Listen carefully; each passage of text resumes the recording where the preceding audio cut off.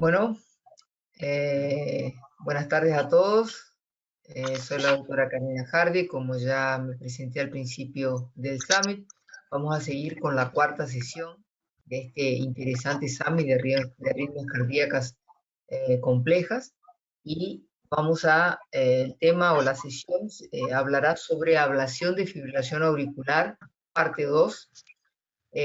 Contamos con dos excelentes panelistas, el doctor Richard Soto Becerra, que es el electrofisiólogo del INCOR de Perú, y el doctor Víctor Manuel,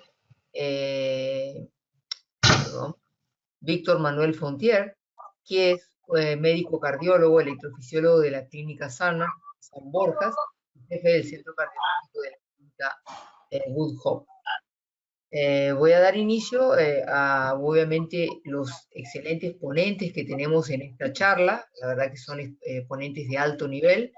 Y la primera charla va a ser a cargo del doctor Ulises Rogel de México, que nos hablará sobre ablación de fibrilación auricular con cero fluoroscopía. El doctor Ulises es un gran amigo, presidente de la Sociedad del Ritmo Cardíaco de la Sociedad Latinoamericana del Ritmo Cardíaco, es presidente de la Sociedad Mexicana de Electrofisiología y Estimulación Cardíaca, y es jefe del servicio de la Unidad de Arritmias y Marcapasos del Centro Médico Sur Puebla en México. Adelante, doctor Ulises. El doctor Ulises está ingresando nuevamente, se había salido de la plataforma, ya está conectándose, ya estoy viendo perfecto. su micro. Doctor Ulises, si puede compartir su audio y cámara, por favor. Hola. Voy a nada más compartir mi pantalla. Ahí le sale el mensaje, doctor. Acepte, por favor. Ya estamos viendo su pantalla, doctor. Puede colocar su PPT. Un segundito.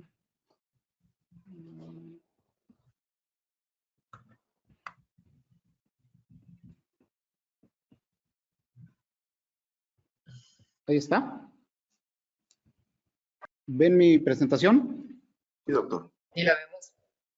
Ok, bueno, muchas gracias nuevamente a los organizadores por su amable invitación. Bueno, vamos a hablar en los próximos 10 minutos, 9-10 minutos, acerca de un tema también bastante interesante, que es la ablación de la fibrilación auricular sin utilizar fluoroscopía. Y bueno, en este sentido, todos nosotros sabemos que cualquier dosis de radiación más que cero siempre va a ser nociva. Y va a ser nociva por la misma radiación y por todo lo que implica alrededor, ¿no? El uso de mandiles, el uso de este peso que nos va o que nos puede ir lesionando poco a poco, ¿no? Todos nosotros debemos de saber, y eso se ha estudiado mucho desde hace mucho tiempo, que la radiación tiene efectos determinísticos y estocásticos. ¿Qué quiere decir esto? Que la radiación nos afecta por el grado, por el porcentaje de radiación a la cual podamos estar expuestos, y también nos puede afectar de manera aleatoria. Y esto se ha estudiado dependiendo si uno es un adulto, si uno es hombre, si es mujer, si es un niño. La radiación puede afectar de manera aleatoria a los individuos. Sabemos que existen enfermedades profesionales relacionadas con el uso de radiación, y en el tema específico de la electrofisiología, los diferentes procedimientos que hacemos en el laboratorio nos pueden dar problemas. Y así, por ejemplo, un procedimiento de fibrilación auricular puede equivaler a 800 o 1000 exposiciones de radiografías de tórax o su equivalente, ¿no? Entonces, en este sentido, uno puede ver la gran dimensión de radiación a la cual nos podemos exponer. En ese sentido, hace ya también algunos años, las sociedades de electrofisiología se interesaron en esto y empezaron a hacer consensos. En el 2013, la Sociedad Europea del Ritmo Cardíaco publica su consenso donde habla acerca de esta exposición a los rayos X, y donde empiezan a recomendar el uso de mapeadores tridimensionales para tratar de disminuir o eliminar la radiación en los procesos de electrofisiología. Enfermedades profesionales, como todos ustedes saben, lesiones en la columna vertebral, problemas ortopédicos, cataratas, hipertensión, cáncer, que son problemas que los electrofisiólogos tenemos en un mayor porcentaje comparado con otros profesionales de salud que se exponen a radiación. Y sabemos también que estas alteraciones o estos problemas se van acumulando a través del tiempo, dependiendo qué tanto de tiempo tengamos expuesta el cuerpo a la radiación. Por tener algunos datos, la espondilitis lumbar o cervical en los electrofisiólogos es mucho más que en profesionales que se exponen también a radiación, que no son electrofisiólogos. El cáncer cerebral también es algo que se ha estudiado y ha habido algunos papers publicados. Vean ustedes, los electrofisiólogos y en general los hemodinamistas también vamos a tener una exposición de cáncer cerebral del lado izquierdo, y esto no es otra cosa más que la exposición mayor de nuestro lado izquierdo de la cabeza en relación al tubo emisor de rayos X. Así, bueno, cuando se empezaron a desarrollar los navegadores, se empezaron a utilizar para tratar arritmias sencillas y arritmias complejas, incluyendo la fibrilación auricular, y existen hoy día reportes que nos pueden decir y que nos afirman que el utilizar navegadores tridimensionales nos ayudan a disminuir o a eliminar por completo el uso de fluoroscopía en arritmias complejas con fibrilación auricular, y que esto es factible, es posible, es seguro y no conlleva mayor problema. Uno de los conceptos al hablar de cero fluoroscopía es el tan bajo como sea razonablemente posible. Y este concepto no necesariamente tiene que ser cero fluoroscopía, pero sí, idealmente tiene que ser lo más bajo posible que podamos conseguir en cada procedimiento de electrofisiología. Existen estudios comparando ablaciones con fluoroscopía y sin fluoroscopía, y estos estudios nos dicen que, bueno, pues obviamente el tiempo de fluoroscopía y la radiación, pues obviamente es mucho menor cuando se usan mapeadores tridimensionales, pero el tiempo de ablación pareciera ser igual o un poco menor incluso cuando utilizamos mapeadores tridimensionales sin utilizar fluoroscopía. El tiempo de procedimiento es similar usando o no usando fluoroscopía, y las tasas de éxito tanto agudo como a largo plazo son similares en ambos tipos de procedimientos. Las tasas de complicaciones también no aumentan por el no utilizar fluoroscopía, y las tasas de recurrencia también son similares usando y no usando fluoroscopía. En este estudio, los resultados a largo plazo también se vio en diferentes arritmias. A 6 años, un número 266 pacientes, se vio que cualquier tipo de arritmia, incluyendo fibrilación auricular, tiene una buena tasa de éxito agudo y una buena tasa de éxito crónico. Este artículo concluyó también que el uso de no usar fluoroscopía y utilizar mapeadores tridimensionales es fácil, es seguro, tiene bajas complicaciones y las tasas de éxito son bastante buenas.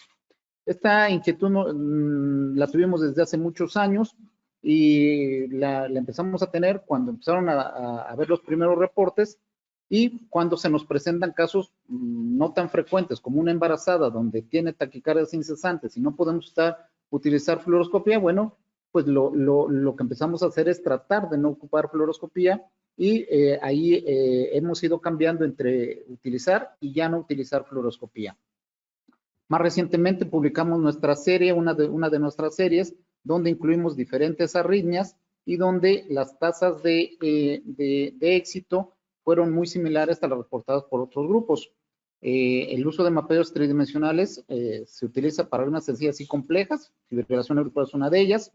El uso de ultrasonido intracardíaco es útil generalmente para arritmias complejas, en algunos casos no, por ejemplo una taquicardia intranodal, pero los tiempos de procedimiento y los resultados y las complicaciones son muy similares o fueron muy similares también en nuestro grupo de trabajo. ¿Qué hacemos nosotros para ablacionar fibrilación auricular? Lo que nosotros hacemos es primero tener algo de anatomía de cada paciente. A través de un introductor del lado derecho, en la femoral derecha, con catéteres de alta densidad, vamos formando lo que es la vena femoral vamos subiendo el catéter de alta densidad y formamos de entrada siempre la aurícula derecha. Identificamos la vena cava superior, la vena cava inferior, tratamos de identificar el seno coronario, el GIS y la válvula tricúspide. Son las estructuras que nosotros generalmente identificamos de primera instancia. El segundo punto, cuando hablamos de fibrilación auricular, de ablación con cero fluoroscopía, hacemos esto, utilizamos el ecocardiograma intracardíaco y lo que hacemos es avanzarlo desde la vena femoral izquierda hasta, viendo las estructuras, hasta llegar a la aurícula derecha, donde hacemos el home view derecho, no izquierdo, derecho, donde vemos la aurícula derecha, la válvula tricúspide, el tracto de entrada del ventrículo derecho, el tracto de salida y la aorta. Con una rotación antehoraria del mango, podemos ver aquí arriba la vena cava, ¿sí? La vena cava superior, y cuando tenemos esto, pues avanzamos una guía, ¿sí? Hasta que la identificamos aquí, y aquí sabemos ya perfectamente que podemos avanzar el dilatador y el introductor hasta este punto, avanzamos también la aguja, y regresamos el ultrasonido a ver la aurícula derecha y la aurícula izquierda, y como cualquier punción transeptal con fluoroscopía, vamos descendiendo el sistema hasta observar el tenting. Una vez que observamos el tenting, hacemos la punción, y cómo es que vemos, avanzamos la guía a la aurícula izquierda, y hacemos dos cosas. Uno, tratamos de buscar la guía, que se ve como un puntito muy lúcido dentro de la aurícula izquierda, y podemos inyectar un poco de agua para ver este efecto de burbujas que nos indica que estamos en la aurícula izquierda. Una vez que nos aseguramos que estamos en la aurícula izquierda, pues avanzamos todo el sistema y tenemos la punción. ¿Qué hacemos en cuestión de catéteres? Como ya mencionaron en las pláticas previas, lo que nosotros utilizamos son catéteres irrigados, catéteres que tienen diferentes sensores. El sensor de presión a nosotros nos ha sido de mucha utilidad porque es un indicativo de que no estamos aplicando ni tanta presión y tampoco estamos flotando, ¿no? Aparte del sensor de presión, bueno, nosotros nos guiamos con otros scores para determinar que estamos aplicando frecuencia de manera adecuada, ¿no? Cómo es la caída de impedancia, y todos esos factores son los que nos orientan a decir que estamos teniendo una buena ablación, ¿no? Sin olvidar que hacemos comprobaciones electrofisiológicas que generalmente se tienen que hacer cuando hacemos aislamiento de venas pulmonares, como los bloqueos de entrada o salida de cada vena pulmonar. Este es un par de ejemplos ya para finalizar de un par de casos que realizamos de fibrilación auricular, anatomías diferentes, donde dependiendo la anatomía que obtengamos, bueno, pues vamos aplicando radiofrecuencia y trazamos primero líneas para determinar dónde vamos a aplicar nuestra radiofrecuencia de manera efectiva e impactar en el aislamiento de venas pulmonares. Este es otro caso donde pues la anatomía era bastante amigable y donde hicimos una línea continua aislando ambas venas pulmonares con una línea, no cada vena pulmonar. Entonces, ¿cuál sería el tip para esto? Bueno, uno, tratar de utilizar la tecnología que tengamos para poder tener buenos resultados. Indispensable saber manejar poco a poco el ultrasonido intracardíaco, y esto se va adquiriendo con el tiempo. Al principio nosotros hacíamos lo que llamamos procedimientos mixtos, ocupamos de radiofrecuencia y poco a poco empezamos a saber cómo utilizar el ICE, a saber cómo utilizar estos catéteres de presión, estos catéteres de alta densidad, y poco a poco fuimos abandonando los rayos X para hacerlo casi todos los procedimientos con cero o con muy poca fluoroscopía si es necesario. Para terminar, tratamiento de arritmia sin fluoroscopía siempre es un riesgo menos, sí, tanto para los pacientes como para nosotros. ¿Es posible en la mayoría de los procedimientos? Sí, sin duda. El no usar fluoroscopía, pues obviamente reduce el riesgo de muchas enfermedades relacionadas con este tipo de tecnología, y bueno, pues sin duda genera un entorno laboral más saludable. Muchas gracias. Muchísimas gracias, Ulises, por la excelente presentación. Y vamos a dar inicio ahora a la charla del doctor Alberto Alfi, de Argentina. El doctor Alberto Alfi es cardiólogo, electrofisiólogo del Hospital Nacional de Posadas, de Buenos Aires, Argentina. y nos hablará sobre parámetros para garantizar lesiones transmurales y continuas durante el aislamiento de las venas pulmonares. Adelante, Alberto.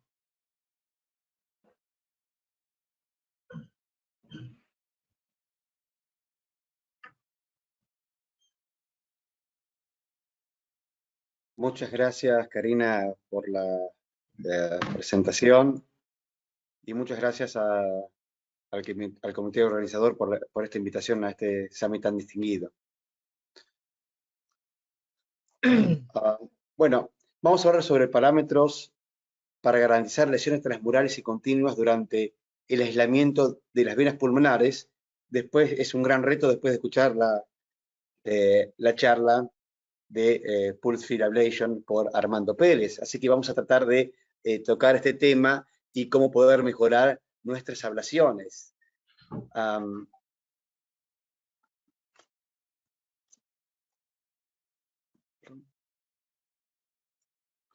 Bueno, algo elemental es para lograr una buena lesión es saber el efecto de la impedancia basal en la dimensión de la lesión por radiofrecuencia.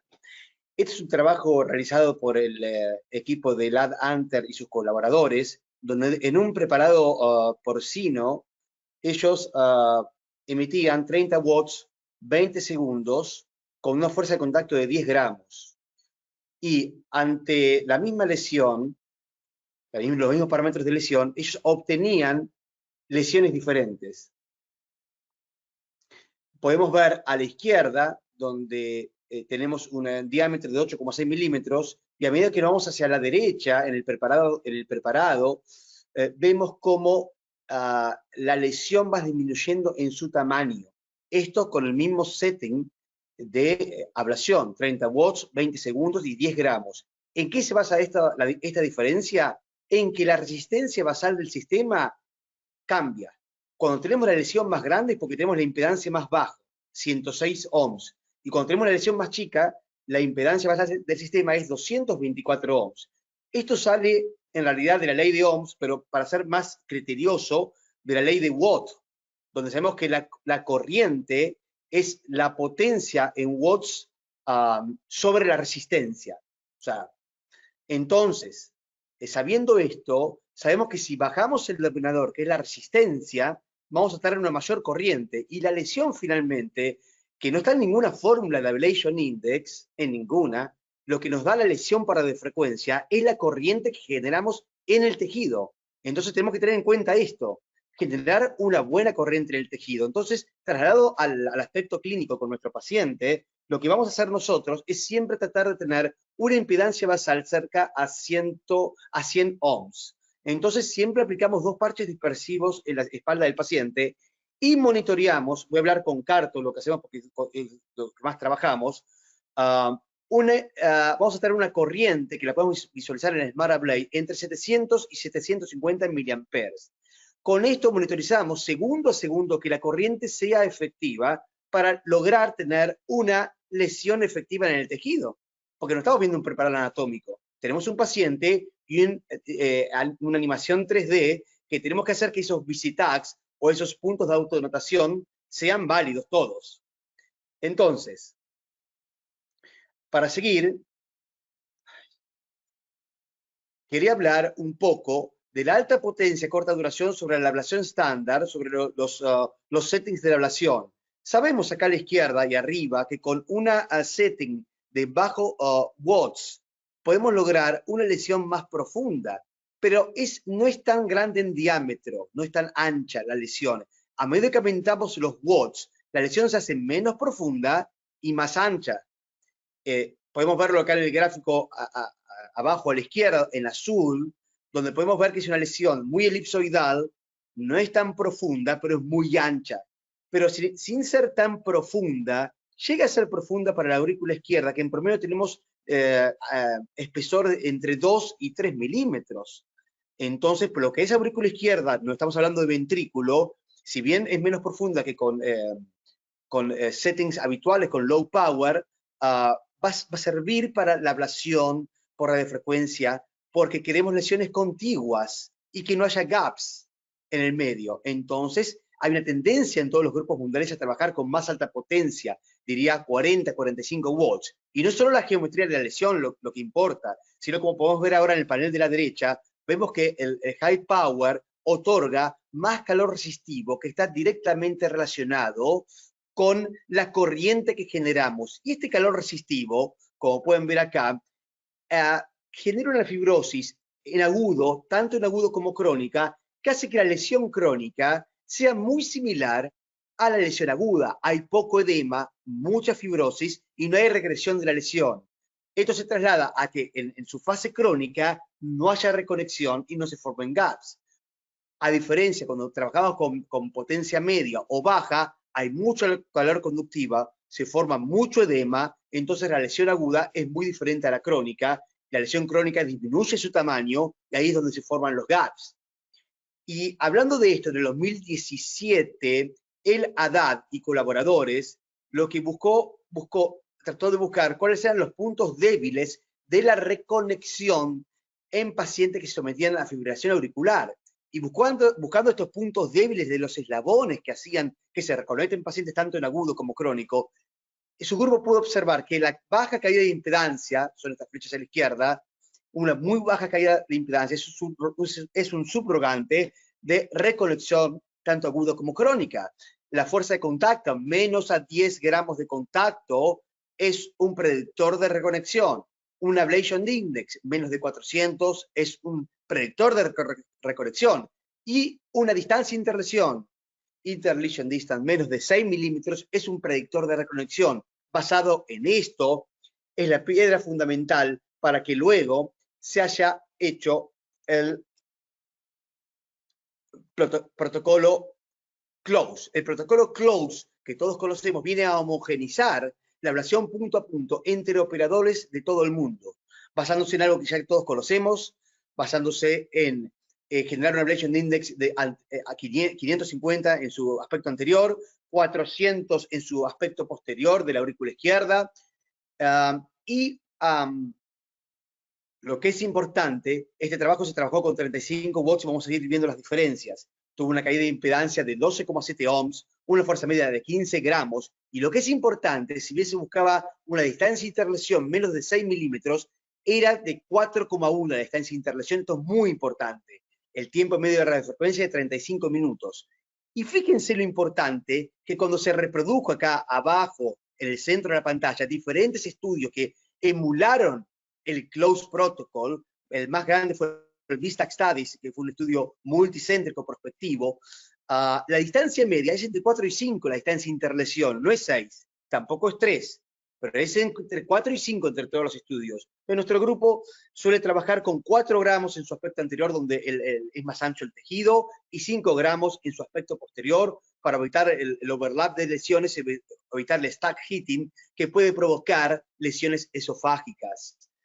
Entonces, sabiendo esto, vamos a continuar a la siguiente slide, donde podemos ver el Power Study, hay muchos más, donde se validó el CLOSE Protocol trabajando con 45 watts. Esto trajo una disminución en el tiempo de procedimiento de 100 minutos a 80, y el tiempo de radiofrecuencia ya en 2021, en vez de ser 35, era 26, pero con 45 watts en 16 minutos. Y hoy en día estamos en un promedio de 13 minutos haciendo la fibrilación auricular punto a punto, solo hablando de venas pulmonares. Y esto, yendo de la biofísica de la lesión al paciente, a cómo hacemos la ablación, vamos a hablar de lo que es el First Pass Isolation, o es el aislamiento de primera pasada, como un predictor de éxito y de ausencia de recurrencia a los 12 meses, luego de un solo procedimiento. Esto fue publicado por el grupo de Dr. Osorio, y hay otros trabajos también, donde se ve que teniendo First Pass Isolation en las venas pulmonares, tenemos un 88% libre de arritmias a los 12 meses. Y esto es porque el First Pass Isolation es un subrogante de todo lo que venimos hablando antes. Lesiones con más potencia, transmurales, con contigüidad perfecta entre las lesiones. Entonces, es como que une todo lo que venimos hablando de la biofísica, y tiene lógica. Si aislamos de primera pasada las venas, es porque está haciendo que cada punto que hacemos en las venas sea válido. En promedio hay 30 visitax por lado, y se logra esto. Y hablando de Third Party Isolation, y vamos a seguir,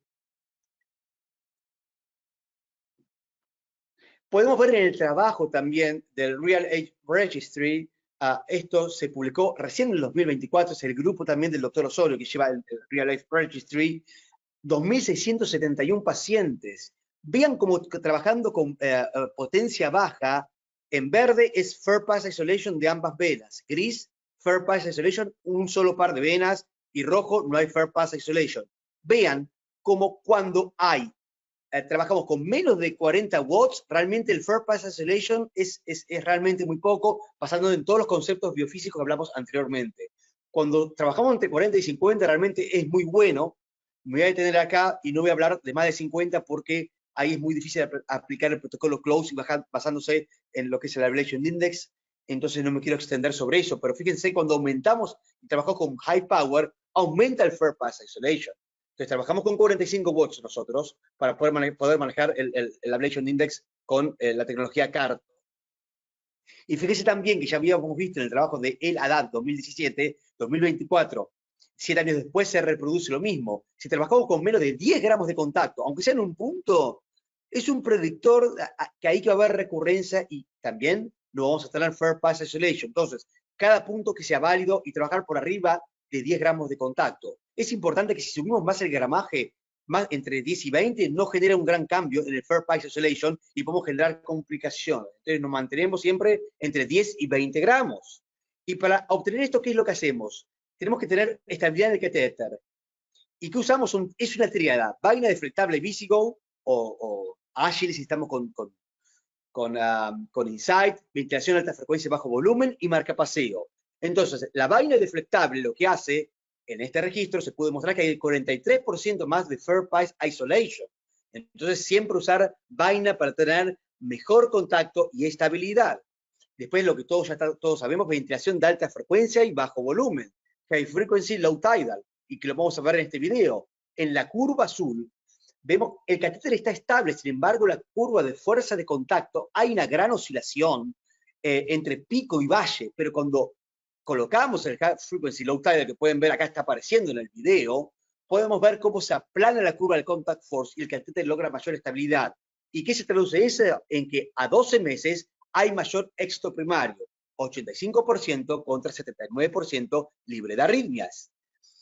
Y luego el marcapaseo. Ya trabajos de Chinitz y colaboradores demuestran que el marcapaseo auricular resulta en una reducción de variación de la fuerza de contacto y está asociado con un 30% mayor de caída de impedancia durante la ablación, que sabemos que la caída de impedancia es un subrogante de una buena lesión. Podemos ver en el gráfico de la izquierda cómo acá se está aplicando el marcapaseo, como la impedancia y la fuerza de contacto son muy homogéneos en las curvas, y cuando se para el marcapaseo es realmente muy heterogéneo las curvas.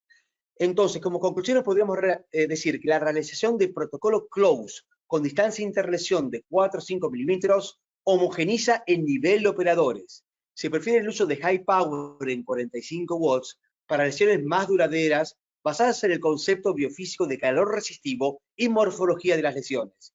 Y el Third Pass Isolation es un subrogante de lesiones contiguas y transmurales y es un predictor de menos recurrencia a 12 meses, debiendo ser un objetivo en nuestras ablaciones. Muchas gracias por la atención. Muchísimas gracias, Alberto. Excelente exposición. Y vamos a dar inicio ahora al doctor Luis Carlos Sáenz. El doctor Luis Carlos Sáenz, como ya fue presentado, es director del Instituto Cardioinfantil de Colombia. Él nos hablará sobre conexiones epicárdicas durante el aislamiento de las venas pulmonares en la ablación de fibrilación auricular. Adelante, Luis. Hola, buenas tardes. Por favor, me confirma si están viendo mi pantalla. Perfecto. ¿Te ves, sí? Ok. Bueno, de nuevo, muchas gracias por la invitación. Voy a presentarles entonces el tópico que mencionó Karina acerca de las conexiones epicárdicas durante el aislamiento de venas pulmonares y pared posterior y arritmias relacionadas con las mismas. Como había mencionado en una charla previa de la mañana, contrario a lo que pensábamos hace un tiempo en que la aurícula izquierda era una estructura relativamente uniforme de paredes delgadas, pues cuando revisamos la arquitectura de las fibras musculares nos damos cuenta de que es todo lo contrario. La arquitectura es compleja y sabemos que estos tractos musculares o estas bandas musculares, unas son gruesas, subepicárdicas, como el Bachmann, como pueden ver acá en naranja, que está dispuesto en la pared supero anterior de la aurícula izquierda. Debajo de la misma está esta banda septopulmonar en verde representada, que es una banda subepicárdica también. Y debajo de estas dos viene la banda septoatrial, que es una banda subendocárdica. Esto es muy importante porque nos permite concluir dos cosas claves. Una es que la sumatoria de bandas determinará de alguna manera el cambio en el grosor de pared. Por supuesto, hacia la parte supero anterior, en donde está el Bachmann superpuesto a la septopulmonar y a la septoatrial, tenemos los mayores grosores que pueden ir hasta 6 milímetros, a diferencia, por ejemplo, acá hacia los ostiums de las venas pulmonares, por ejemplo, la vena pulmonar inferior izquierda en su aspecto posterior, donde el grosor es apenas de 1 milímetro. Y esto nos permitiría presuponer cuáles son las zonas en donde la ablación endocárdica no va a producir suficiente transmuralidad y vamos a tener más facilidad de tener gaps epicárdicos, y que serían evidentemente todo lo que sea hacia el techo, líneas de techo de la aurícula izquierda, líneas anteriores que traten de transectar el Bachmann, miren el grosor que hay a ese nivel, hacia el istmo mitral, etc. Y el segundo concepto importante es que debemos asumir la arquitectura de la pared posterior, por ejemplo, como una estructura bicapa, bilaminar, que puede explicar la disociación eléctrica que haya entre el endocardio y el epicardio, explicando flúteres, por ejemplo, con componente epicárdico. Ok. ¿Cómo nosotros podemos diagnosticar gaps epicárdicos en la estructura que estemos hablando? Obviamente, lo más fácil sería hacer punción pericárdica, y llevar catéteres al epicardio y comparar el endo con el epi. Ustedes pueden ver acá uno de estos ejemplos, cómo estamos ablatando una línea anterior desde el endocardio con el catéter multielectrodo en el epi, y ven cómo en algún momento desaparece la activación. Y así podíamos ver verdadera transmuralidad. El problema es que este es un procedimiento que bajo un paciente anticoagulado, etcétera, tiene pues, riesgos incrementados durante la punción epicárdica. Por lo tanto, lo más importante desde mi punto de vista es aprender a reconocer estos componentes epicárdicos y aprender a mapearlos y de hecho ablatarlos sin necesidad de ir al pericardio. Eso es lo que les voy a explicar en los siguientes slides. Digamos, esto no es flúter, pero es una de las formas de entender cuando después de hacer aislamiento, por ejemplo, acá de las venas derechas hay un gap epicárdico. Acá estas venas están reconectadas y se hizo estimulación desde la carina, donde teníamos el electrograma más grande, donde está el electrograma más grande, perdón, en este caso no es mío, es publicado, y se hace un mapa de activación fuera de la lesión circunferencial, y ustedes pueden ver cómo la activación más precoz está lejos de la misma, hasta aquí hacia el techo. La única explicación para entender este patrón raro es que el endocardio está realmente ablactado, pero haya una banda epicárdica saltándose esta línea subendocárdica, y eso lo puede explicar perfectamente este grosor de pared y esa disposición circunferencial y oblicua de estas bandas subepicárdicas proveídas por la banda septopulmonar. Pero para predecir flúteres, que es un poco más complejo, pues utilizamos lo que aprendimos en unos casos que publicamos ya hace un tiempo con el grupo de Penn. Este es un caso de un paciente que tuvo recurrencia rítmica 6 meses después de haberles hecho aislamiento de venas pulmonares y pared posterior por una FA persistente como de 4 años. La paciente llegó en flúter y este es el mapa de la paciente en donde vemos que prácticamente está eliminado todo el voltaje acá de la pared posterior. Había unos electrogramas de menos de 0.01 milivoltios que el equipo contaba pues en rojo, y cuando estimulábamos desde esta zona no lográbamos capturar a 10 miliamperios, y eso es pues una declaración bajo parámetros estándar de bloqueo bidireccional.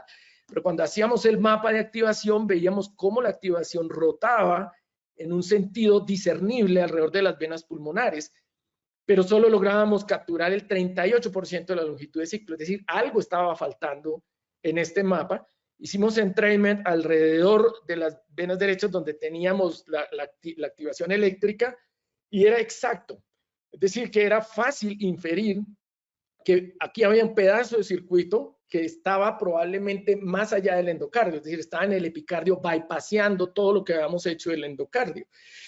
Y en efecto, decidimos hacer lo siguiente: cuando estimulábamos a 10 miliamperios desde el centro de la pared posterior, no capturábamos, pero cuando aumentábamos a la máxima salida para aumentar el tamaño del electrodo virtual y así tratar de capturar del endo al epi, logramos hacer entrainment exacto. Corroborando nuestra hipótesis, cuando pedimos al técnico que incluyera estos electrogramas tan pequeños en el mapa de activación engañando al equipo, logramos completar parte del circuito. En este caso, en particular, decidimos ablactar en estas zonas donde capturábamos a 20, logrando, como van a ver después, un efecto tardío de la ablación, casi a los 10 segundos de eliminación ya del flúter, pero en nuestro caso puntual decidimos que el endpoint no debería ser la eliminación del flúter, debería ser la eliminación de todos los puntos de captura máxima salida para eliminar toda la banda epicárdica que estaba bypaseando el endo, hasta lograr, pues, dicho endpoint. El procedimiento pues, fue efectivo de esa manera. Entonces, ¿qué aprendimos de este caso? A cómo sospechar cuando un flúter de estos atípicos tiene un componente epicárdico. Es básicamente en presencia de un circuito que muestra un patrón discernible, lógico, en donde podemos hacer entrainments exactos a 10 miliamperios de estimulación, pero con una parte del circuito que está perdida, en donde ustedes pueden encontrar far fields o pueden simplemente no encontrar ninguna señal eléctrica o aún disociada del endocardio, donde ustedes no son capaces de capturar a 10 miliamperios, pero cuando ponen la máxima salida a 20, aumentando el electrodo virtual, capturan el epicardio y logran hacer entrainment exacto. Y generalmente estas zonas perdidas de estos circuitos corresponden a bandas reconocidas que son epicárdicas, como les voy a mostrar. Ok, hay tecnología hoy en día que nos puede ayudar a discernir este tipo de flúteres. Este es un caso nuestro también, donde se hace aislamiento de venas pulmonares y box de la pared posterior. Pueden ver acá el voltaje, cómo permanecía al interior del box, y este es el mapa de activación durante estimulación, pero también podía ser un flúter, una estimulación acá del seno coronario distal, o podía ser un flúter alrededor del techo, y pueden ver cómo el mapa de activación muestra saltos de color acá abajo, sugiriendo que hay un bloqueo, y acá arriba, sugiriendo que hay también una línea de bloqueo. Entonces, ¿cómo entender por qué a pesar de 2 líneas de bloqueo sigue habiendo actividad eléctrica acá? Bueno, el software de estos equipos, este es de Abbott, nos permite discernir qué de lo que captura el mapa es activación epicárdica o de far field y qué es activación subendocárdica que asumimos como near field. Ustedes les pueden pedir al software que por análisis de pico de frecuencia de señal les realce las zonas de activación epicárdica. Aquí serían estas en amarillo, son los voltajes, pero las frecuencias menos de 250 Hz. Y lo que sugiere esto es que este componente es de activación epicárdica, probablemente hacia un remanente de la banda septopulmonar que no logramos transectar. Y ustedes le pueden pedir al software también que le resalte los near field, que se supone es el subendocardio, y acá lo pueden ver resaltado. Entonces, ¿esto qué les quiere decir? Que si ustedes ablactan esta zona, van a ablactar y probablemente aislar el subendocardio, pero no necesariamente van a producir transmuralidad. Si ustedes quieren realmente hacer una lesión, un aislamiento transmural, deberían ablactar esta zona con el componente epicárdico. Y en efecto, eso fue lo que hicimos en este caso. Reforzamos la línea acá y ablactamos toda esta zona de activación subepicárdica mostrada por el software sin necesidad de ir a esta zona subendocárdica y logramos el aislamiento transmural probado por ausencia de captura de 20 miliamperios. Ok, hay otros flúteres con componente epicárdico que en donde este concepto se puede aplicar. Pueden ver este flúter en donde la activación clara, esto es un post-Mace, está rotando en este sentido, pero acá había una cicatriz. Ahí no se veían electrogramas, no se capturaba 10 miliamperios, pero sabíamos que algo estaba bypaseando esa línea que había hecho el cirujano en el epicardio, y obviamente es el Bachmann, ¿no es cierto? Eso explicaba con lógica y con sentido lógico qué era lo que estaba pasando acá. En este caso particular decidimos ablactar a nivel de acá del istmo cautricuspidio, eliminando la arritmia como lo pueden ver. Este otro flúter, pues es similar la explicación, pero a diferencia solo interesaba el septum de la aurícula derecha y el resto de la válvula mitral. Acá no se lograba captura, los entrainments eran malos cercanamente. En este caso intentamos desconectar el Bachmann, logramos quitar la arritmia, pero es algo tremendamente difícil de hacer por el grosor de esa fibra. Y este es otro tipo de flúteres con componentes epicárdicos. Ustedes pueden ver después de aislamiento cómo acá el mapa muestra que hay una línea de bloqueo endocárdica, pero algo está saltando la activación. Hay que sospechar que es un componente epicárdico. De nuevo, estimulamos a 10, no capturamos. Estimulamos desde la misma zona a 20 de salida desde el endocardio, capturamos con entrainment exacto, corroborando que hay algo epicárdico que está bypaseando esta línea endocárdica de bloqueo. En este caso en particular, para corroborarlo, aprovechamos la relación anatómica de la arteria pulmonar con el techo de la aurícula izquierda. Entonces, ustedes pueden ver el catéter aquí por arteria pulmonar opuesto al endocardio y logramos registrar este tipo de electrogramas de mucha más alta frecuencia, mesodiastólicos, desde donde completamos activación del flúter, pero además desde donde logramos hacer entrainment exacto a 10 de salida. Recuerden que opuesto a 20 no capturaba, acá a 10 estoy capturando, sugiriendo que las fibras son predominantemente epicárdicas haciéndose bypass. En este caso, reforzamos la línea aquí con más ablación hasta eliminar el flúter y nuestro endpoint fue perder la captura 20 en todas estas zonas como símbolo de transmodalidad.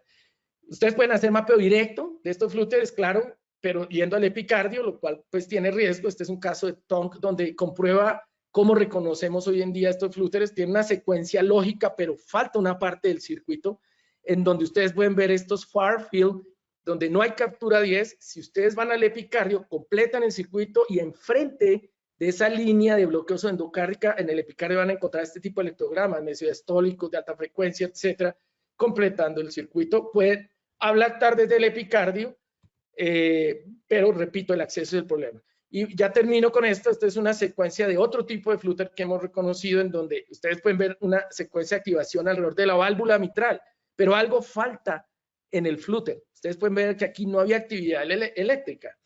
En estos casos, si ustedes ponen un electrodo multielectrodo, un catéter multielectrodo justo enfrente de donde hicieron la cicatriz endocárdica y registran este tipo de electrogramas, eso es obvia señal de que hay un bypass del epicardio a la lesión endocárdica. Es facilísimo de demostrar sin ir al sin hacer punción pericárdica. Y se puede ablactar haciendo unas líneas de aplicaciones en la gran vena cardíaca justo puestas a la zona donde ustedes aplicaron endocárdico, pero también lo pueden hacer, como en este otro caso, ablactando el ridge entre las venas izquierdas y la auriculilla izquierda, porque ayudan a desconectar estas fibras que están acá o eventuales conexiones epicárdicas del Marshall a la zona. Pueden hacer alcoholización en estos casos si quieren también. Y termino, este es el slide. En conclusión, aprendimos a reconocerlos de la manera que les dije, estos componentes epicárdicos y flúteres con componente epicárdico. Hoy en día sabemos que hay tres primordiales, los del roof dependent, que van dependiendo del bridge epicárdico, el septo pulmonary band, los que son anteriores, que el componente epicárdico lo da el Bachmann, y los de la válvula mitral, que lo dan las extensiones del Bachmann después de que pasan por la auriculilla. Y el mapeo indirecto, pues es fácil. Este se puede inferir o se puede hacer desde la arteria pulmonar, este también se puede hacer desde la arteria pulmonar, este se puede hacer desde la gran vena cardíaca, y las ablaciones, pues son todas las que le hemos demostrado sin necesidad de ir al epicar. Muchas gracias. Muchísimas gracias, Luis. Excelente presentación, como siempre. Y bueno, ahora vamos a dar paso al doctor Santiago Navas. El doctor Santiago Nava es de México, es jefe de electrocardiología del Instituto Nacional de Cardiología Ignacio Chávez y del Servicio de Electrofisiología del Centro Médico ABC. El doctor Navas nos hablará sobre abordaje invasivo de la recurrencia tras la ablación de la fibrilación auricular. Adelante, Santiago. Muchísimas gracias, Karina. ¿Me confirman si me escuchan bien y se ve en mi pantalla, por favor? Sí, perfecto. Perfecto. Bueno, pues muchísimas gracias por la invitación. Es un placer estar con tan buenos amigos en estas extraordinarias sesiones de altísimo nivel y poderles presentar un poquito de lo que también nosotros trabajamos. Y bueno, vamos a ver un tema que es bastante complejito para 12 minutos. Trataré de hacerlo lo más sintético posible, que es el abordaje de la recurrencia tras la ablación de fibrilación auricular. Recordemos que de manera tradicional se ha considerado que la recurrencia de la fibrilación auricular tras una ablación exitosa de venas pulmonares se ha relacionado de gran medida a reconexión, y este ha sido nuestro coco, como decimos aquí en México, desde hace muchos años, ¿no? El evitar la reconexión por asumir que todas las recurrencias son en relación a la reconexión. Sin embargo, en la actualidad vemos con cada mejoría en la tecnología y en las técnicas de ablación que en muchos casos de recurrencia estamos viendo ahora que hay persistencia en el aislamiento de las venas pulmonares, y por ende se vuelve un poco más complejo el tema, tratando de buscar cuál es el origen de esta recurrencia. En realidad, si nosotros leemos las guías, las últimas guías en las que tuvimos oportunidad de participar, no hay una estrategia específica basada para estos pacientes, y se vuelve como una estrategia más individualizada o a la carta, ¿no? A la medida para cada paciente, dependiendo de sus características. Y de aquí entonces que conocer estas características es sumamente importante para establecer la estrategia adecuada, la cual podrá variar entre el reaislamiento de las venas pulmonares, estudio de posibles macrorreentradas, ir hacia modificación de sustrato o terapias alternativas, como comentaremos más adelante. Y este estudio me pareció sumamente interesante, en donde en un grupo multicéntrico que analizan la recurrencia de fibrilación auricular en pacientes con un aislamiento previo de venas pulmonares sin tratamiento previo de sustrato, observaron estos datos sumamente interesantes. Dividieron en dos grupos, el grupo que no tenía reconexión de venas pulmonares y el grupo que sí había tenido reconexión de venas pulmonares, y lo dieron por tiempo de la recurrencia. Aquellos que había sido entre los 3 y los 24 meses, 2 a 5 años, más de 5 años para cada grupo. Y vean ustedes, cuando no había reconexión de vena pulmonar, la recurrencia generalmente fue una taquicardia atrial, no una fibrilación auricular. Mientras que si esta era tardía, más de 2 a 5 años, se balanceaba un poquito entre taquicardias atriales y fibrilación auricular. Y por último, si la recurrencia era muy tardía, más de 5 años, prácticamente todos los pacientes que tenían aislamiento adecuado de las venas pulmonares tenían una recurrencia en base a taquicardias de origen auricular, macrorreentradas, etc. Mientras que en el grupo que había reconexión de las venas, evidentemente la fibrilación auricular era muy predominante en aquellos que tenían recurrencia temprana, y iba aumentando un poquito el número de arritmias auriculares en las recurrencias más tardías, pero persistía la fibrilación auricular como causa principal de este tema. Creo que me ha sacado la pantalla. Doctor, seguimos viendo su PPT. A ver, ok, perfecto. Entonces, bien, de acuerdo.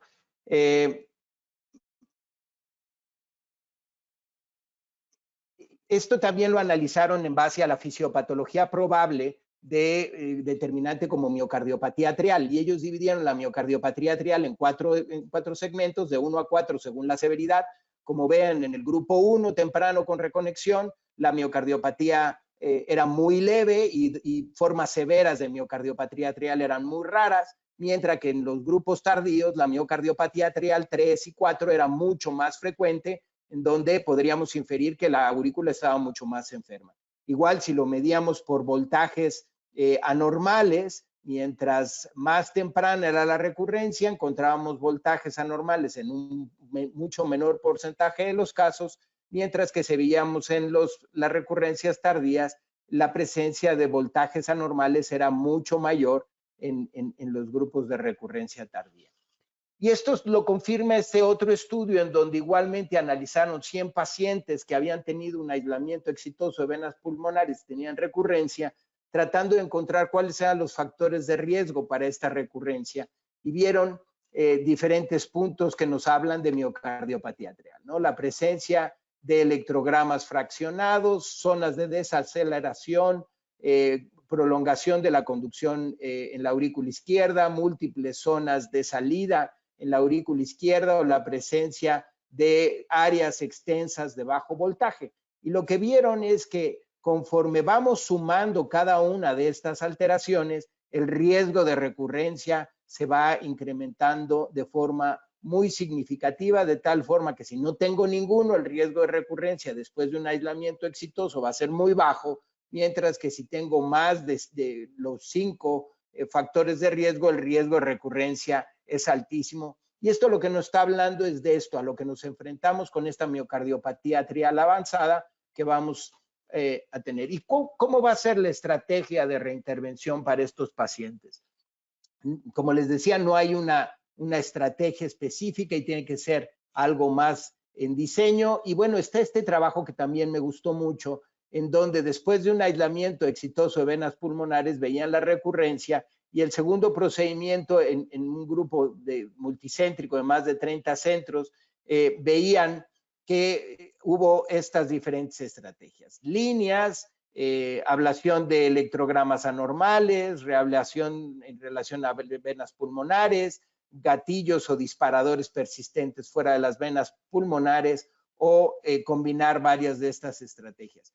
Y lo que esto nos muestra es que el éxito global es similar, y la recurrencia a largo plazo va siendo poco a poco cada vez más alta, como hemos visto siempre en la fibrilación auricular persistente. Veíamos que no había gran diferencia en la recurrencia después de la reablación entre pacientes paroxísticos y pacientes persistentes, lo cual sí me llamó mucho la atención en este trabajo. Pero vean ustedes las diferentes estrategias, cómo se distribuyeron. Líneas, aislamiento de electrogramas anormales fue lo más común, gatillos en un menor porcentaje de los pacientes, y combinadas con diferentes estrategias, pues bueno, cualquier variedad totalmente sin una característica específica de diferentes estrategias. Lo más importante es ver cuál es el resultado después de todas las estrategias después de la reablación.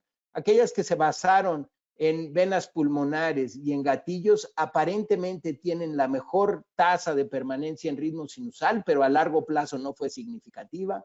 Y en cambio, cualquiera de las otras estrategias, líneas, electrogramas o más de 2 estrategias combinadas, parece que no tienen ningún beneficio adicional al aislamiento exclusivo de las venas pulmonares, lo cual ya hemos visto también en otros casos de fibrilación auricular persistente. Y sobre todo, uno de los puntos interesantes es que el único determinante independiente de fracaso es el tamaño de la aurícula izquierda. Mientras más grande la aurícula izquierda, entonces más riesgo de recurrencia tenían estos pacientes, y estas fueron las conclusiones que hubo sobre este estudio, el PARTY PVI, en donde me parece que el mensaje que nos deja es cuidado, antes de hacer más líneas, más ablación y más cosas, ten evidencia suficiente de que vas a hacer algo benéfico para el paciente.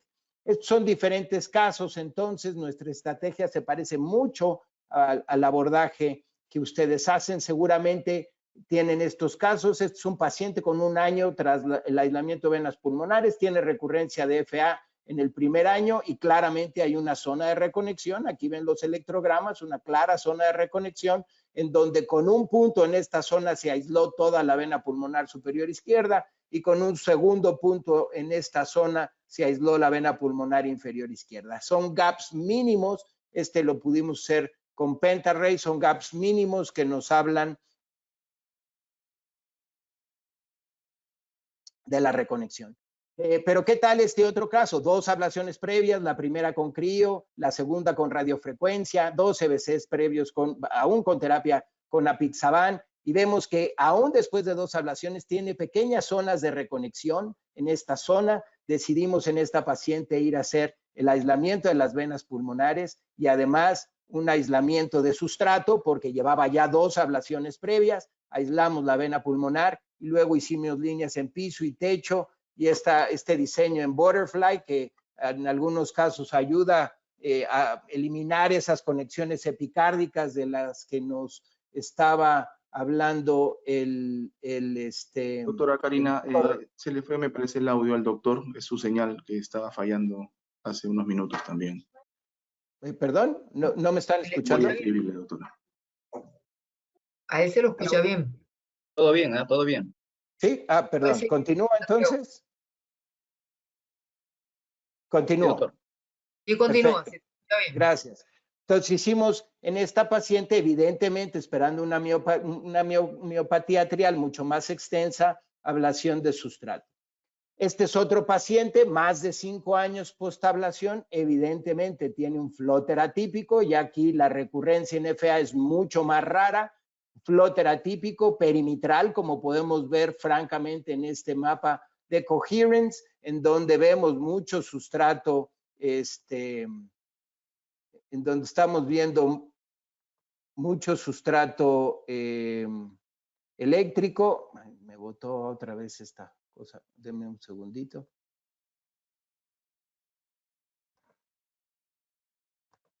Perdón.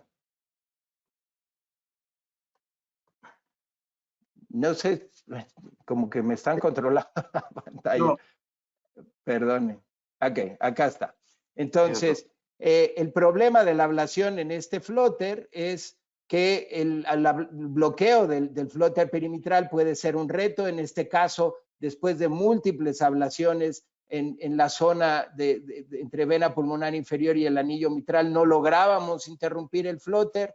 Luego mapeamos a través del seno coronario, dimos ablaciones a través del seno coronario en la zona donde teníamos encarrilamiento exacto y no logramos interrumpir el flóter. Posteriormente nos volvimos a ir al endocardio, buscamos ese electrograma del seno coronario que no logramos eliminar en donde teníamos el encarrilamiento exacto, aplicamos justo enfrente de la zona que detectábamos el potencial y ahí fue donde logramos eliminar e interrumpir el flóter. Entonces, un reto a veces también estas ablaciones de los flotes perimetrales. Por último, les quiero mostrar esta paciente en donde tenía una ablación exitosa de venas pulmonares. 2 años después de la ablación, presenta recurrencia tanto de FA como de un flóter atípico. Hacemos el primer mapa y vemos que se encuentra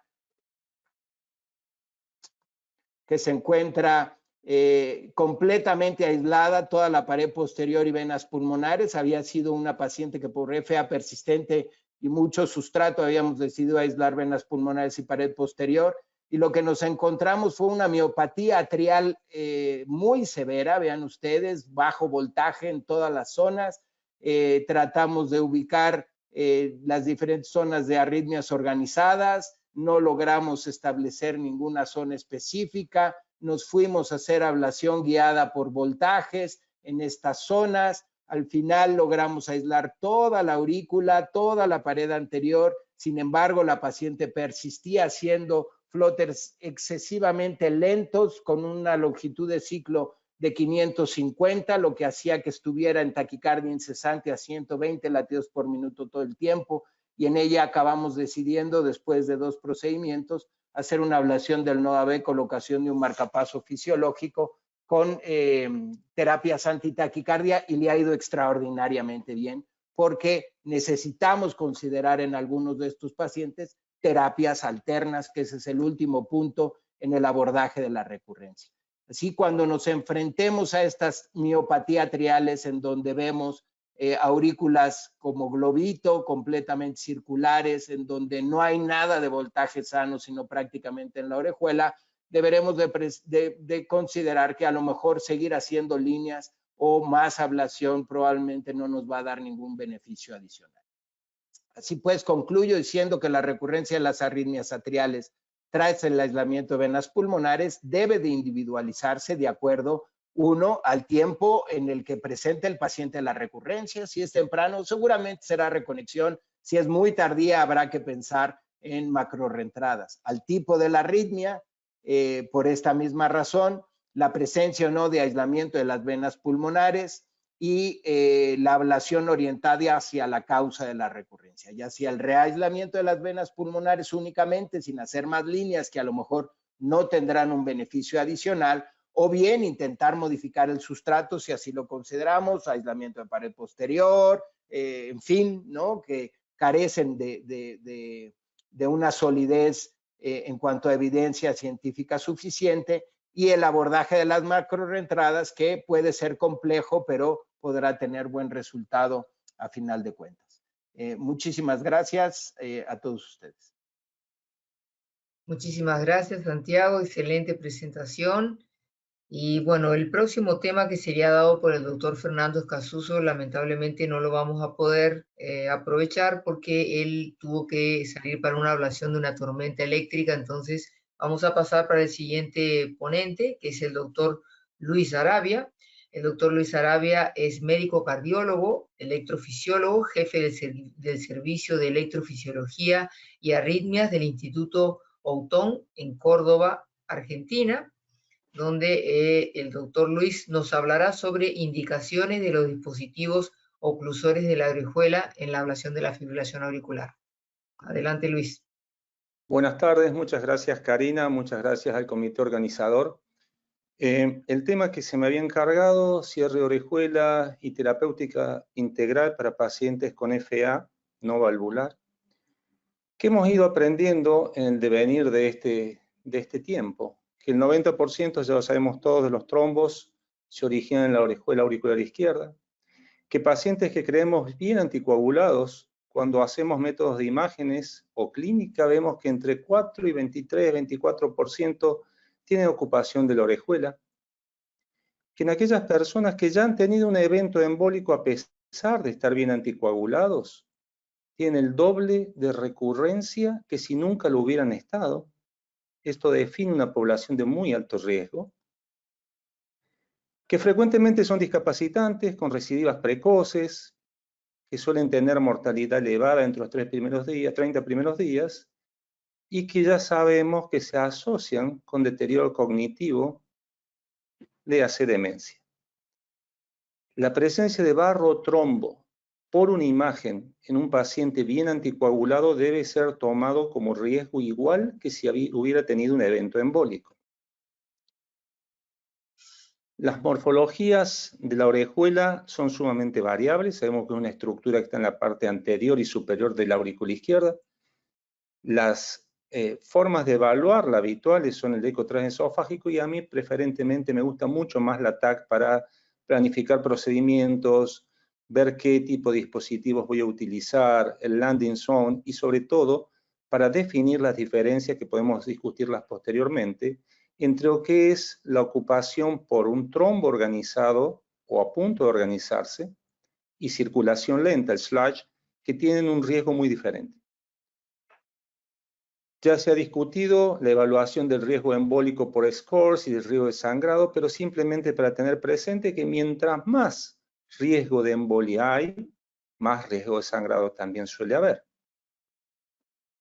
Estas imágenes, simplemente para tener presente, para el hecho de tener que definir a veces la anticoagulación de manera permanente, es que mientras más eventos hay de fibrilación atrial, como se ve en rosado en la diapo de la derecha, se asocia en el triángulo rojo mayor matriz fibrótica en muchos de estos casos, y es por eso que muchos pacientes, incluso manteniendo ritmo sinusal documentados por Holters implantables, siguen embolizando, y eso hace marcador que tenga que tener profilaxis tromboembólica de manera indefinida. No voy a tocar el tema de la reclasificación de fibrilación auricular en las nuevas guías, ya han hablado en extenso. Simplemente, entrando en mi tema, que el uso inadecuado de la anticoagulación oral genera un exceso de strokes, un exceso de sangrado y, consecuentemente, un exceso de mortalidad. Desde fines de la década de los 90, los que venimos trabajando hace bastante en esto, y la década del 2000, inicios del 2000, ha habido trabajos que han dado sustento a la inclusión de los dispositivos percutáneos de cierre.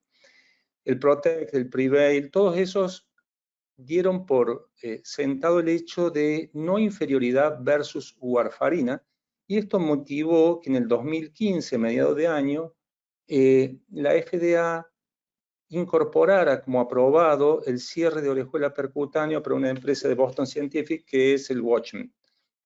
Posteriormente siguieron acumulándose trabajos de importancia creciente y en el 2021 la misma agencia autorizó el cierre percutáneo de orejuela con un dispositivo de doble cierre y no de simple cierre, cual es el Amulet de Abbott, actualmente Abbott.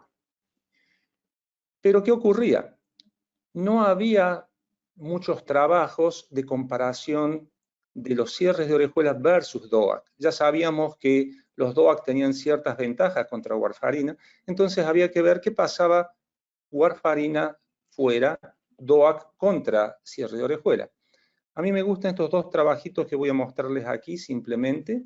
Uno de ellos es el trabajo danés, presentado en el American College en el 2021, en donde se compara cierre percutáneo de orejuela en una población de muy alto riesgo, que tenía un CHA2DS mayor o igual a 4 y con 75% de riesgo de sangrado, con cierre con Amulet versus anticoagulación oral con DOAC, y ellos vieron que reducían el 38% el endpoint más duro, que era mortalidad global, a expensas de embolia sistémica, pero preferentemente de sangrado.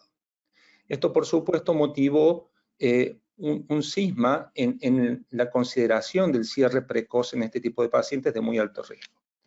Un trabajo un poquito previo, pero no por ello de menor calidad, es el Praga 17. Este trabajo comparó en 2017 se ha publicado, y comparó cierre de orejuela versus DOAC, pero normalmente consideraban contra apixaban, que en ese momento era el considerado más seguro, sobre todo en el tema de hemorragia digestiva. 95% de los pacientes estaban bajo anticoagulación con apixaban.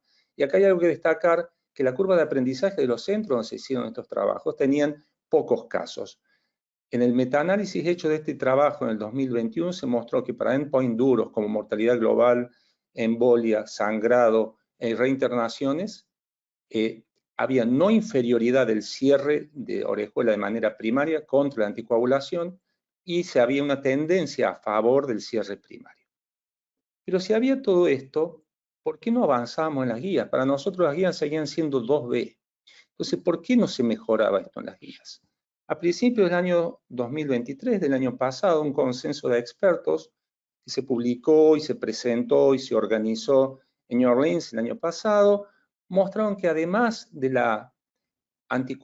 del cierre de orejuela en pacientes con contraindicación formal de anticoagulación, claramente se beneficiaban también pacientes que estaban medicados con drogas que alteraban la hemostasia, como son los fármacos antiplaquetarios, en aquellos pacientes en donde su expectativa y calidad de vida se veían alterados, principalmente los deportistas. Hoy estamos asistiendo a pacientes que continúan con una vida muy activa y deportiva, a determinada edad avanzada, y que la suspensión de ellos por estar anticoagulados les altera en su calidad de vida, y básicamente en aquellos que reunían marcadores de fragilidad. Es por eso que se reevalúan las guías y a fin del año pasado salen las nuevas recomendaciones en donde es ascendido a categoría 2A la indicación de cierre percutáneo de orejuela para pacientes que tienen que ser anticoagulados, pero que tienen una contraindicación para la anticoagulación de manera irreversible, y se considera también en aquellos pacientes que tienen contraindicación para anticoagulación, pero que pueden ser electivas, siempre y cuando se haga una decisión consensuada con el paciente explicando los riesgos del procedimiento. Hay algunos trabajos ongoing en donde se está viendo cierre percutáneo más ablación en el mismo acto. Estos son los 4 dispositivos que contamos en el mercado en Latinoamérica. En algunos países de Latinoamérica, Argentina están los 4, en Brasil hay 3, hay algunos países que tienen solamente 1, pero que son el Watchman Flex abajo a la izquierda y los otros 3 de doble cierre, el Amulet, el Lambre y el Omega recientemente incorporado, que tiene un diseño particular y se podría tocar el tema si así lo quieren. Es con el que menos experiencia tengo, pero lo podríamos conversar. Ya en el 2012, Swan enunció teóricamente que el hecho de ablación y cierre en un mismo acto era una estrategia elegante, era una estrategia en donde se bajaba la sintomatología del paciente, que era lo que en ese momento se le asignaba como rol a la ablación, mientras se le protegía de embolias y la necesidad de seguir anticoagulados de manera permanente con warfarina. En nuestro caso particular, nosotros en el 2016 comenzamos a hacer, en febrero del 2016, los primeros casos combinados de ablación y cierre del mismo acto. ¿Y por qué lo hacíamos? Claramente por el temor a recurrencias. Sabemos que la ablación de fibrilación auricular no tiene la misma tasa de éxito que otros tipos de ablaciones. La disfunción mecánica, como hemos mostrado y ya se ha mostrado anteriormente. Pacientes con contraindicaciones para anticoagulación y teniendo presente que a veces hay pacientes que en el momento primario de la ablación no tienen una contraindicación, pero que tienen factores de riesgo que los van a llevar a ello, que han tenido hemorragias digestivas, que tienen úlceras aunque están tratadas, que tienen patología vascular, que van a requerir nuevos stents con liberadores de fármacos. En aquellos pacientes donde ya ha habido evidencia de fallo de anticoagulación oral, y por supuesto, ahí lo dejo entre signo de pregunta, lo que toque recién, la preferencia y elección del paciente en la decisión combinada. El primer trabajo prospectivo que presentamos fue en el 2018, y nos tomamos nuestro tiempo en el análisis de imágenes, pero ya no lo hacemos el análisis primario bajo ET, sino lo hacemos bajo TAC. Como dije recién, obviamos de esa manera la limitación que puede darnos la ventana del transesofágico, vemos las imágenes en 3D, vemos la cantidad de lóbulos, vemos dónde están los ostium, decidimos qué device vamos a usar, si tiene ocupación, si la ocupación es una ocupación por barro o es una ocupación por un trombo organizado. Y cuando hacemos el procedimiento, estas series primarias que hemos publicado están hechas con ETE, por eso es con anestesia general. Actualmente todavía no publicamos las series combinadas con ICE, que las publicaremos próximamente. Los primeros casos que hicimos fueron con radiofrecuencia. Actualmente hacemos la gran mayoría de los casos con crío y personalmente hacemos siempre mapa de voltaje previo y post para ver si tenemos que resolver algo con radiofrecuencia combinada complementaria. Tomamos las medidas siempre previo a la aplicación de radiofrecuencia. La semana pasada tuvimos que hacer un caso, asistir, y que habían hecho high power y habían generado mucho edema en el REACH. Habíamos tomado las medidas antes, así que tuvimos que manejarnos con esas medidas, porque luego de la ablación las medidas que estábamos teniendo eran ficticias. Evaluamos la dimensión y el sitio de aterrizaje por la TAC previa y en tiempo real por el eco y por la imagen angiográfica. Evaluamos muy bien el landing zone y procedemos al desplegamiento del dispositivo. Los controles hasta ahora que tenemos a los 3 meses no hemos tenido gaps adquiridos posteriores. Hacemos una tomografía entre el 6º y 8º o 9º mes y vemos cómo permanece amputada la orejuela y excluida de la circulación de la aurícula izquierda. Y permítanme, debido al poco tiempo, tomarme un par de minutos por un problema creciente que estamos viendo de los últimos 2 años, que es la presencia de ocupación de la orejuela en pacientes que vienen ya con anticoagulación, que el médico, el paciente creen que están protegidos, y cuando hacemos las imágenes previas a la ablación, encontramos esto que ustedes están viendo. Habitualmente comparten estas características. Fíjense, por favor, la imagen de la izquierda en un corte sagital, y la imagen de la derecha. Fíjense cómo la ocupación de la orejuela es heterogénea. Un minuto, por favor. Sí. No, falta un minuto, digo. Te estoy avisando. Ok, ya estoy terminando. Ya estoy terminando. Fíjense la imagen de la derecha, cómo se ve que es desflecada en el corte coronal. Eso es lo que estamos viendo preferentemente ahora. Por lo tanto, por favor, hay que analizar todas las imágenes. ¿En quiénes sugerimos cierre actualmente? Obviamente en los pacientes que necesitan anticoagulados, los que tienen una contraindicación formal para la anticoagulación, los que tienen evidencia, imagen y clínica de falla, los que tienen decisión por elección propia y aquellos que están bajo tratamiento antiagregante. Como conclusiones, la ablación de FA con cierre en un solo acto es un tratamiento absolutamente posible y criterioso. Es necesario contar con una infraestructura, principalmente con un heart team, y en pacientes en donde se documenta que hay fracaso de la anticoagulación oral, se puede cerrar la orejuela tomando en cuenta un detallado análisis de las imágenes, protección cerebral, la elección de un dispositivo principalmente doble cierre y una técnica con simple manipulación de one touch.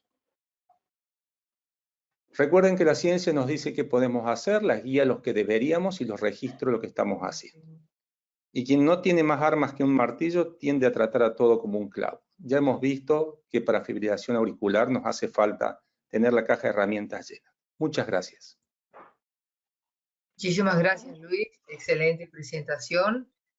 Y bueno, ahora vamos a llamar a todos los ponentes y al doctor Richard Soto y al doctor Víctor Fontinier, que son los panelistas, para que hagan las preguntas. Recuerden que estamos con el tiempo un poco justo. Por favor. Bueno, buenas tardes a todos. En primer lugar, felicitar a todos los ponentes por las brillantes presentaciones. Tenía dos preguntas puntuales, una para el doctor Luis Carlos Sáenz. Cuando uno hace pues, el aislamiento de las venas pulmonares, ¿no? Y verifica, ¿no? Que ya toda la línea, ¿no? De esta ablación anterior circunferencial está sin electrogramas, no hay actividad eléctrica, pero sin embargo cuando ingresa pues el Penta-Array a hacer el análisis, ¿no? Dentro de las venas pulmonares se encuentran electrogramas que cuando estimula se pueden capturar de manera aislada. Lo mismo pasa en el lado derecho. ¿Cuál es su experiencia en esos casos? ¿En qué zonas es más frecuente localizar este tipo de hallazgos? ¿Y cómo debe de manejar o abordar el electrofisiólogo en estos escenarios? Gracias, Richard, por la pregunta. Mira, los sitios donde vayas a tener las reconexiones, que hoy en día la mayoría son gaps que parecen epicárdicos por lo que nos muestran los mapas y los sistemas actuales, depende de la forma como tú hablaste y de qué tanta potencia apliques. Digamos, por ejemplo, si alguien hace las venas izquierdas con líneas supremamente antrales, la posibilidad de que tenga gaps epicárdicos le va a aumentar, porque es la zona donde precisamente la banda septopulmonar está transicionando del techo hacia la pared posterior y de ahí hacia las extensiones circunferenciales que rodean las venas. Entonces, esa es la zona donde hay más grosor y en general, cuando esa es la forma de lactar, los gaps epicárdicos, de hecho, a mí me ha pasado, es una de mis zonas relativamente frecuentes, es en el aspecto postero superior de la vena pulmonar superior izquierda. ¿Ok? En ocasiones, si tú te guías por ICE, por ejemplo, a veces el ICE no te deja ver muy bien desde la aurícula derecha en dónde está el ostium, entonces te da precaución o temor de hacer una estenosis y tiendes a hacer la línea muy afuera, ahí tienes el gap. ¿Ok?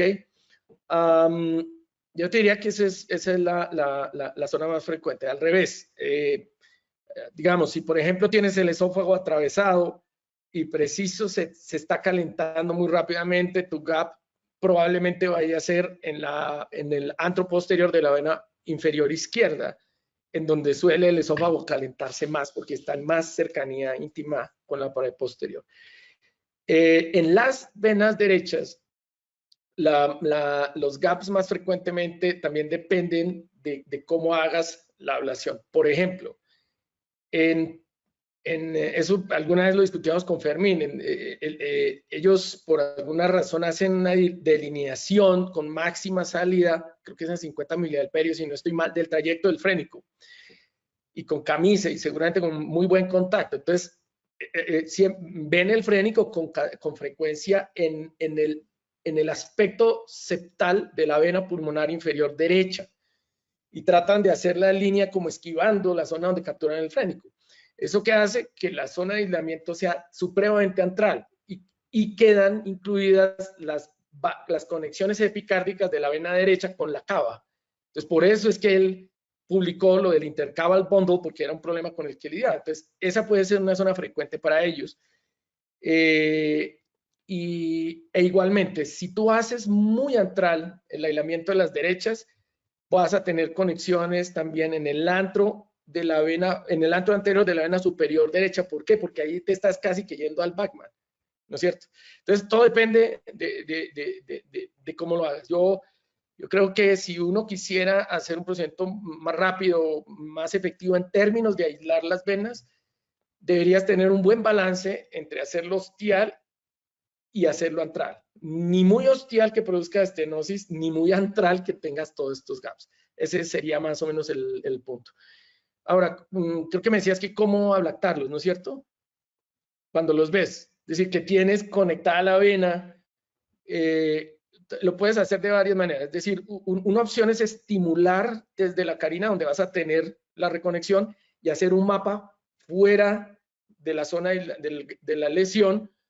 El problema es que te va a marcar la activación más temprana mucho más en la mitad de la pared posterior hacia el techo, en donde lo que han visto algunos estudios que publicaron, de hecho, Almendral, el doctor Almendral con Fermín, es que si ablactas ahí va a ser aún peor la recurrencia, mayor, porque está ablactando una zona más gruesa.